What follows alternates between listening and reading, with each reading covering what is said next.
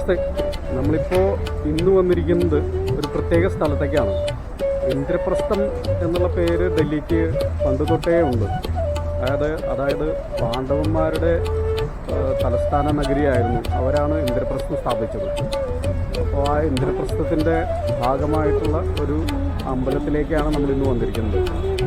ഈ ക്ഷേത്രം അറിയപ്പെടുന്നത് നീലിഛത്രി മന്ദിർ എന്നാണ് അറിയപ്പെടുന്നത്. ബാക്കിയുള്ള വിശേഷങ്ങൾ നമുക്ക് നോക്കാം. ശാന്തമായി ഒഴുകുന്ന യമുന.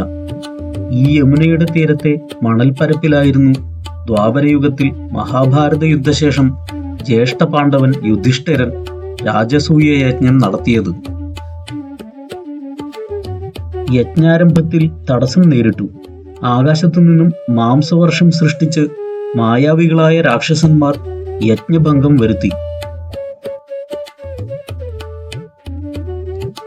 കൃഷ്ണന്റെ നിർദ്ദേശപ്രകാരം കാശിയിൽ നിന്നും ഭൈരവനെ കൊണ്ടുവന്ന ഭീമന് യജ്ഞശാലയിൽ എത്തിക്കാൻ സാധിച്ചില്ല. ഇന്ദ്രപ്രസ്ഥത്തിനടുത്ത് ഉറച്ച ഭൈരവന്റെ ശിൽക്കാര ശബ്ദത്തിൽ രാക്ഷസന്മാർ ഓടിയകന്നു.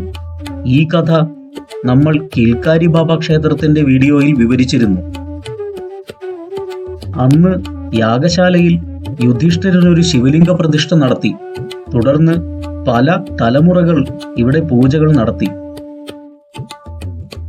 അതാണ് ഇന്ന് ഭൂനിരപ്പിൽ നിന്നും 20 അടിയോളം താഴ്ചയിൽ കാണപ്പെടുന്ന ഈ ശിവലിംഗ പ്രതിഷ്ഠ.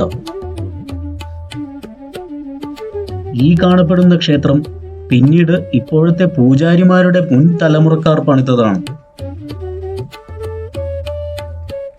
ഇതൊരു സ്വകാര്യ ട്രസ്റ്റിന്റെ സംരക്ഷണയിലാണ് ഇപ്പോൾ ഉള്ളത്. അധിനിവേശ സമയത്തോ മറ്റോ ആണ് ശിവലിംഗത്തിന് ചെറിയ കേടുപാടുകൾ ഉണ്ടായത്. പിന്നീട് ഒരു ഭക്തൻ വെള്ളി കൊണ്ട് ചുറ്റുകെട്ടി ശിവലിംഗം സംരക്ഷിച്ചിട്ടുണ്ട്. ഒരു കുടുംബത്തിന്റെ വിശേഷാൽ പൂജയാണ് ഇപ്പോൾ നടക്കുന്നത്. പൂക്കൾ കൊണ്ട് മൂടിയിരിക്കുന്നതിനാൽ ശിവലിംഗം ഇപ്പോൾ കാണാൻ സാധ്യമല്ല.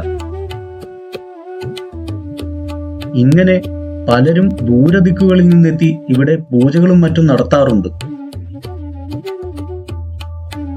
കേരളത്തിലെ ക്ഷേത്രങ്ങളിൽ നിന്നും തികച്ചും വ്യത്യസ്തമാണ് ഇവിടുത്തെ പൂജാരീതികൾ. ഭക്തർ നേരിട്ട് തന്നെ പൂജയിൽ പങ്കെടുക്കുന്നു.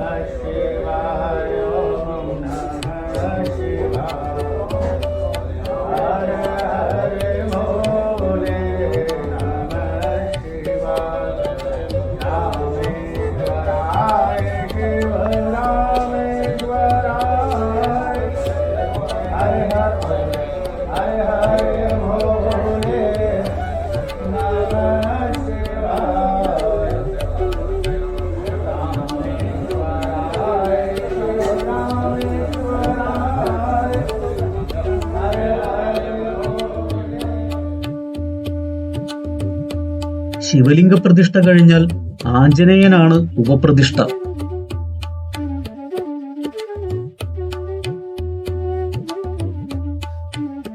കാലത്ത് 5:30 മുതൽ രാത്രി 9 വരെ ഇവിടെ ദിവസവും ദർശനം നടത്താം.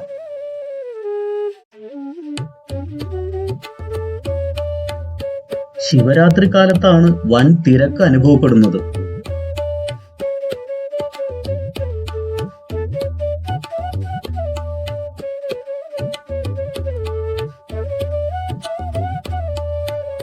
തിങ്കളാഴ്ച ദിവസങ്ങളിൽ നല്ല തിരക്കാണ് ഇവിടെ ഉണ്ടാകാറുള്ളത്. നവരാത്രി കാലത്ത് 9 ദിവസവും ഹോമങ്ങൾ നടക്കുന്നു. 108 ബ്രാഹ്മണർ ചേർന്നാണ് ഹോമപൂജാദികൾ ചെയ്യുന്നത്.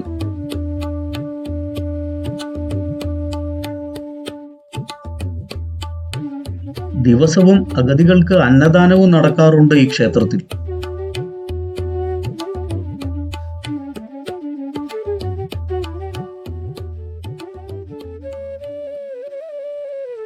ചെങ്കോട്ടയോട് ചേർന്ന് പഴയ ഇരുമ്പുപാലത്തിനടുത്തായാണ് ഈ ക്ഷേത്രമുള്ളത്.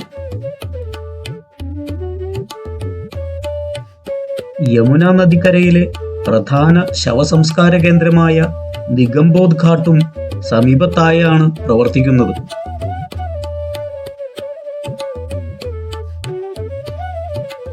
നീല നിറത്തിൽ മേൽക്കൂരയുള്ളതിനാൽ നീലച്ചത്തിരി മന്ദിർ എന്നാണ് ഈ ക്ഷേത്രം ഇന്ന് അറിയപ്പെടുന്നത്. യമുനയിൽ വെള്ളപ്പൊക്കമുണ്ടായ സമയം ഈ ക്ഷേത്രം പൂർണ്ണമായും വെള്ളത്തിനടിയിലായി പോയിരുന്നു. ക്ഷേത്രത്തിന്റെ വികസനം അതിന്റെ പൗരാണികതയുമായി ഒരു ബന്ധവുമില്ലാത്ത രീതിയിലാണ് നടത്തിയിട്ടുള്ളത്.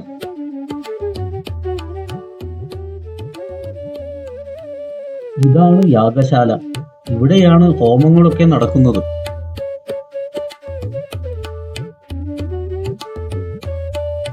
പൂജാരിമാരുടെ വാസസ്ഥലവും ഇതിനകത്തു തന്നെയാണ്.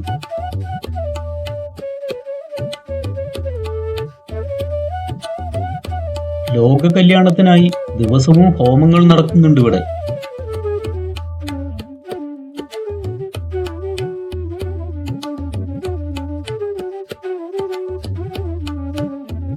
ഹോമമണ്ഡപത്തിനോട് ചേർന്ന് ഒരു നവഗ്രഹ പ്രതിഷ്ഠയുമുണ്ട്.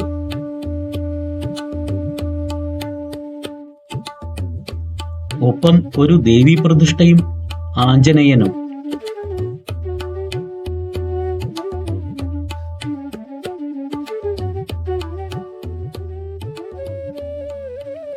ഈ ക്ഷേത്രത്തിൽ 3-4 സ്ഥലങ്ങളിലായി ആഞ്ജനേയ പ്രതിഷ്ഠ കാണാം. പരമശിവന്റെ തന്നെ ഒരു അവതാരമായാണ് ആഞ്ജനേയനെ കണക്കാക്കപ്പെടുന്നത്. ദ്വാപരയുഗത്തില് ഒരു സുപ്രധാന സംഭവമായ പാണ്ഡവരുടെ രാജസൂയ വേദിയാണ് ഇന്നിങ്ങനെ ചുറ്റുപാടുകൾ വൃത്തിഹീനമായി കാണപ്പെടുന്നത്.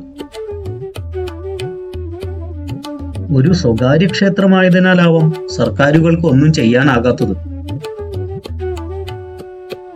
സർക്കാരും സ്വകാര്യ ട്രസ്റ്റും ചേർന്ന് ഈ ക്ഷേത്രം പൗരാണിക നിലയിൽ പുനർസൃഷ്ടിച്ചിരുന്നെങ്കിലെന്ന് വെറുതെ ആശിച്ചു പോകുന്നു. ചരിത്ര സംഭവങ്ങളുടെ ഓർമ്മകളുമായി യമുന തന്റെ ഒഴുക്ക് തുടരുന്നു. വീണ്ടും ഒരു വീഡിയോയുമായി കണ്ടുമുട്ടാം. നമസ്കാരം.